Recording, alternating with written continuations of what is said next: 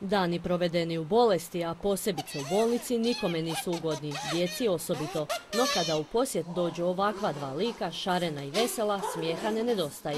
A tko su zapravo crveni nosevi, ispričala nam je Marina Baželić, odnosno sestra Milosrdnić. Mi smo performeri, glumci, lutkari, plesači, dramski pedagozi i tako dalje.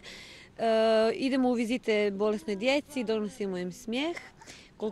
Koliko god najbolje znamo i umijemo, svako sa svoje pozicije. Udruga Crveni nosevi djeluje već 3 godine, a članovi su posebno educirani profesionalci. Program Klaunova doktora baziran je na individualnom pristupu djetetu, što znači da klaunovi idu od sobe do sobe i svojim gegovima donose osmijeh djeci na liječenju, prilagođavajući se trenutnoj situaciji u sobi. Uvijek radimo nešto novo, ovisno o tome kakva je bolnica i što djeca zapravo predlažu sama, jer zapravo smo mi tu zbog njih, a ne zbog sebe.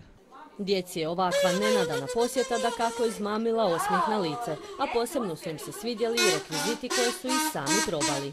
Što ti se najviše svidjelo? Bila su 2 klauna, ali tako? Koji ti je bolji? Ženski. Pa zašto? Pa zato što mi je dao da udaram. Klaunovi doktori u Vukovarskoj su bolnici već bili, no ovoga puta njihova posjeta uveličala je i 50. obljetnicu djelovanja dječjeg odjela Vukovarske bolnice. Napunili smo pola stoljeća i ovi naši crveni nosevi nisu prvi puta ovdje, ali povodom i ove našeg 50. rođendana došli su nam uljepšati ove dane i naše djeci olakšati boravak u bolnici.